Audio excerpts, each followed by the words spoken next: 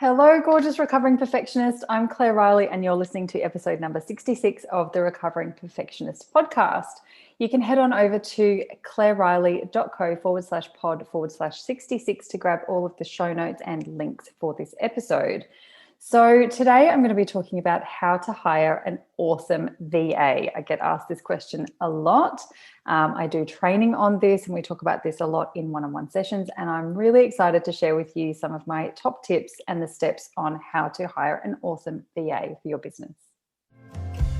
This is the Recovering Perfectionist podcast and I'm your host, Claire Riley.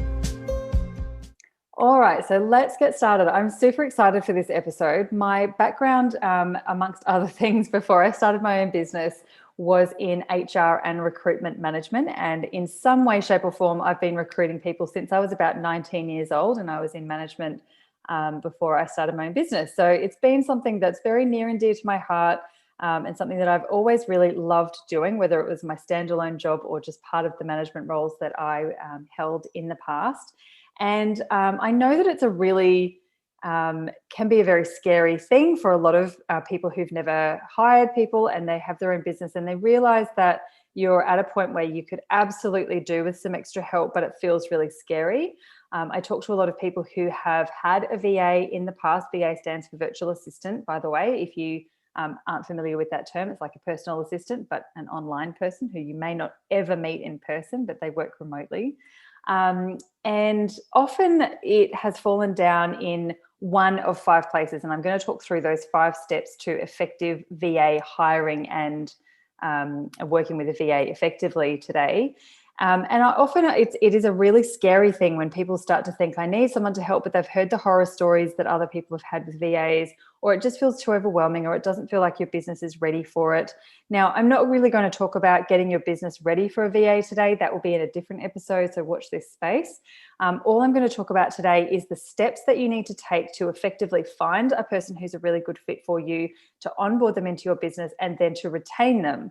Because a good VA is absolutely priceless in terms of your mindset and your abundance and being able to do your zone of genius rather than all of the other little bits and pieces that is someone else's zone of genius that they would be better suited to doing than you are. So the 5 parts of recruiting and having an effective VA in your business are advertising, and how you advertise is incredibly important. The second part is recruiting the right person. Then we need to onboard them into your business effectively. Then we need to actually delegate to them and give them stuff to do. And then we are looking at retaining and upskilling. So they're the 5 things I'm going to talk through very briefly today. So let's go start with the very first one, which is advertising. Now, you can advertise for a VA in a lot of different places. It may even just be having a space where you've created who you're looking for and putting that out there to your biz besties, your mentors, any courses or groups that you're in, and doing the word of mouth way. You might go through a platform such as Upwork or Freelancer or Fiverr or anything like that. Or you might actually advertise on social media or through job network, job search tools as well. So some of the key things that goes into being done before you can advertise for this person is you obviously need to have a really, really clear idea of who you're looking for, what you're not negotiable on, and what it is that your business actually needs. The more clear that you can be about with that, the easier it is for the rest of the process, including finding the right person and vetting all of the people that are likely to apply for this job with you. So some of the factors that will come into that is being really clear on what the job description is. Now, you might have a bit of a now, later, and ideal kind of scenario where you're not quite sure how it's going to work, but right now, these are some of the functions or some of the tasks or some of the actions that you desperately need some help with. So being really clear on what a job description is, in terms of what tasks that they can do is really, really important. So you might break this down into their skills. This is a very important one. Also keeping in mind that skills can be taught, personality can't be taught. So you are also really looking at what are the sort of personalities that you like to work with. If you're ready for this sort of thing, you can do things like archetypes and personality types. If you know yourself and you know who you work with best, you can absolutely factor that into your advertisement in who you're looking for and what personal attributes that person has as well. So when we're looking at skills, you might want to get really clear on some of the key tools or apps that you use in your business that they need to be across, or be willing to train them into those things or pay for them to be trained into those things as well. You'll also be looking at their experience. So do they have any street cred? Have they done this sort of work before? Do they have any recommendations or referrals? Can they show you a portfolio where they've done this before? Oftentimes when you go through the recruitment process, some VAs will actually do a trial or a test for you where you can actually test what their skills are, their comprehension of the task, their speed and all of that sort of thing as well. So you can keep that in mind. And then one of the really important things that you will be recruiting for is the practicalities. So we need to know that we can communicate clearly back and forth with them. You may want to ask questions such as how many hours do they ideally want to be working for you as well as overall. A lot of VAs, both domestically and abroad, have multiple clients. So if you're cool with that, you need to be explicit about that. If you want someone who will just work for you, your hours that you're offering may need to be higher, and that might be okay or not okay, but just to be really clear about that sort of thing, as well as the expectations that you have of their turnaround time and availability time. So you might have someone who works in a different time zone. Does that work for you for communication and for output? You might have someone who can only work weekends. Is that going to work for you? And so on and so forth. So when I set out a job description for myself, when I'm looking for a new project person or a new VA, I kind of design the unicorn, like the person who I ideally would love, with all of the skills, all of the experience, all of the practicalities all rolled into one. Like ideally, this is who I would find, and this is how much I'd be willing to pay for that person, and these are the functions that I would like them to do. Once you've designed the unicorn, you can start working out what you might be negotiable on. And often your unicorn is actually 2 or 3 different people, and that also works really well. And I highly recommend that. I'll talk about that in another episode as well. So that's your first step, is to advertise, but all of those steps and all of those components that you need to understand before you can even go out and advertise. There's no point saying, I need a VA, and then your VA potentials are going to come and say, this is the sort of VA I am, or this is these are my skills, or exactly what are you looking for? And if you're not prepared with the answer, you're not going to be able to progress that any further anyway. So that's the first one, is to advertise effectively. The second one is the actual recruitment. So there's a couple of things in here as well. How in-depth you do this will definitely determine or definitely has a big impact on the effectiveness of the working relationship that you have with your VA in the future. So part of the recruitment process will obviously include looking at applications, like looking at emails that people have sent you and their portfolio and their experience and their cover letter or whatever it is, that sort of thing. It will probably include vetting them at that stage and, putting the ones that aren't appropriate in one box and the ones that might go through to the next step into another box.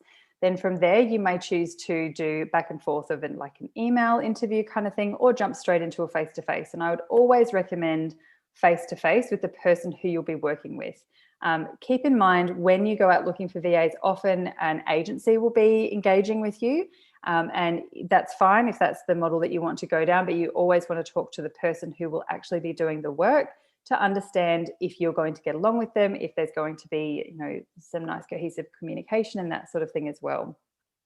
So absolutely speaking to them on Zoom or something like that, where you can actually get, build a bit of rapport and get to know them a little bit as well. So then the final stage of recruitment is picking the person who you would like to have as your VA and offering them the job, where it's, you go back to that job description that we talked about in the advertise stage with exactly what your expectations are in terms of the time and the tasks and, all of those sorts of things, just to double check that that's all good. I'm not going to go into contracts and all of that sort of thing at the moment, but that's definitely something at this stage that needs to be taken into consideration. How are you going to bring them into your business? How will you pay them? What are the terms and conditions and all of that sort of thing. So we won't go into all of that. If you're using something like Upwork, all of that is built in, which is why I absolutely love that platform. So you don't have to worry too much about having your own HR department, because it's pretty big. All right. So the third part is onboarding them. And this, to be totally honest, is usually where I see it fall over. We've gone out, we've found a really great VA. They're going to fix all of our problems.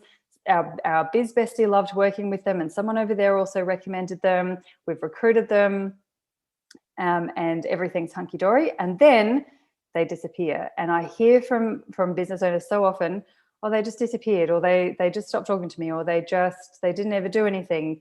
And my question is always, how did you onboard them? What did they know of your business? Were they bought in? Did you actually give them some tasks to do straight up? Or often we give them a couple of tasks and they do that and then they disappear. And it's because we forgot to keep them engaged and we forgot to tell them what the next thing was, right? Because it feels a bit scary. So when I talk about onboarding, I want to cast your mind back. You've probably had a job at some point in the past where you've taken the job, and on your first day, you usually buddied up with someone who shows you the ropes and introduces you to people and shows you where the bathrooms are and shows you where the coffee machine are, and talks about the culture. And often there's the big policy and procedure manual, which you had to read 4,000 pages and initial every page, blah, blah, blah. We've been there, done that, got the t-shirt, right? I'm not saying it has to be as laborious and disgusting as that, but onboarding your new people into your business in an effective manner is so, so important. What one of the main things here that we miss, even if we're doing the policy and procedure and process stuff, is the culture. So tell these people, what is it that you're working towards? What is it that you are doing with your business? Why did you start your business? What is the ethos that you want to create, not only for yourself and your team member or members, but also for your clients? What's the client experience? Get them to read some testimonials so that they can understand like what you do and who you are and what people love about you. It's a really, really important part for people to feel like they're part of a bigger picture, right? This is not just a robot that's working for you on the other end of your laptop. This is an actual human. And if they are bought into your why and your purpose and how you work and what you're delivering to the world, you are much more likely to have a team member who's engaged and who's loyal and who will stay and who will do the work and ask the questions that you need them to do in order to be effective. So this is a really, really important part. So as you're doing this, you don't need to have this prepared before you bring them on. This can be a work in progress, but it never ends. So the onboarding process usually goes for the first 3 months officially when you're starting a new role. And it is ingrained in everything that you do. So all the emails that you send, how you delegate to your person, how much you contact them, how involved and invested they are with all of the processes and all of the other things that kind of go in your business as well is really, really important. So as you go through this, jot it down. So when you have a new person, if you haven't already got a checklist and that sort of thing, you might create a checklist as you go, which says all of the passwords you need to give them access to, all of the programs you need to show them how to use, all of the places that they can find their job descriptions, for example, how often you'll meet, whether it's weekly, monthly, fortnightly, and how you'll do that. But then also, everything else that you talk people through. And when they ask questions, go and add that to your onboarding list so that next time you're onboarding a person into your business, you've got a checklist there to go back to as well. I get a bit ranty about this one because it's really big, the onboarding. The onboarding makes the biggest difference in your business when you are recruiting. Also with your new clients, but that's a whole other podcast. I've got like 4 new podcasts that have come out of this one. All right, the second last one is to delegate. So this is a really, really interesting one. Like I mentioned before, a lot of people seem to get a VA and then they do a few jobs and then they disappear. But when I questioned them about it, it's actually not that they've disappeared, it's that they forgot to give them anything else to do because they did the first thing and then that was done and it felt a bit scary and a bit weird. So then actually it's the business owner, the boss, who's kind of disappeared. So you can absolutely, in the beginning, I would suggest meeting up with your new VA at least weekly to talk about what's going on. Part of this is really important culturally, is to empower your person, your VA, to ask for more work. So if you have committed to 5 hours a week, I always say to my VAs, if I've committed to 5 hours a week or 10 hours a week or whatever, if it gets to Thursday and you've only done an hour and a half, can you come knocking on my door? Like literally send me an email and say, hey, I've only done an hour and a half, got a few hours left. What would you like me to do? Because I guarantee if you are asking me for more work, I will go to my to-do list and pick something to give to you so that it's off my list and onto yours, if I haven't been proactive about shooting things over to you anyway. So part of that is empowering your VAs to ask for more work and to manage you. This is a really big one for me, that when I onboard people, my number one thing is I need you to manage me. If I say I'm going to give you something and I haven't given it to you in a day, email me. And if I haven't given it to you the next day, email me again and just stay on me. I won't think you're being rude. I will think you're being really helpful. So please just ask me as many times, ask me as many questions as you want. keep on top of me. So it's a really big prerequisite for me is that that person understands that they need to manage me as much as I manage them. It is a team effort. All right, so delegating. So the other part of delegating is to be very clear and consistent as much as possible with how you are delegating to that person. So you might have a set of jobs that need to be done every single week. It might be these jobs need to be done every Monday, these ones every Thursday or something like that. But then over the top of that, there'll be some projecty things, some one-off things, some every now and then things, all of that sort of stuff. So having one place where you're going to delegate to them makes it really easy. If you use a project management tool such as Asana, you can say everything I delegate to you will be in Asana. If you've got any questions, send me a message on Messenger or send me an email or something like that. So all of the tasks that I need my VA to do go straight into Asana. I put her name next to it and a due date when I need it to be done. That automatically sends her a notification. And then if she has any questions, she can just reply via email to me. Rather than sometimes I send her a message asking her to do a job. Sometimes I put it in Asana, getting her to do a job. Sometimes I send an email getting her to do a job. It just makes it a little bit like she's got to keep looking. She's almost got to keep chasing me around the internet to try and find where I have delegated tasks to her, rather than just knowing there's a single point of contact, which is Asana. And if there's any follow-on questions, we use email or whatever it is. So just being clear about what that's going to look like for you and your teammate. And then that also sets the tone when other people come into your team, like, this is how we work, this is how we do it, this is where we delegate, this is how we manage our projects, so on and so forth. Cool. The last thing, which is really not a step, it's really an ongoing project for anyone who comes into your team on a long-term basis, if it's longer than just project work, which is to retain and upskill. So as you can see, if you have been very clear on who you wanted in terms of their personality, their desires and their ambitions, you've recruited the right person, you've onboarded them into the culture and the entire vision and purpose of your business, and you've effectively been able to delegate and communicate with them, is that we want to retain them. Those people are going to be absolute gold. And in recruitment, we always used to say that retention is better than acquisition, because it can be very time consuming and very stressful sometimes, and a lot of hard work, and feel really frustrating when you're constantly having to recruit new people. And this goes for clients as well, as I said, but we're talking just about team members now. Well, we want to retain them. We would rather that person stay with us for 2 years than have to get a new VA every 6 months because something didn't quite go right. So part of your retention and upskilling ethos may be to have a check-in once every 3 months or once every 6 months, similar to how you would if you were in a business. So usually in a business, we do like a 1 month, 2 month and 3 month checkup, just to say, how's things going? You're still in your probation. Are you happy? Are we happy? Is there any course corrections we need to make here? Anything like that.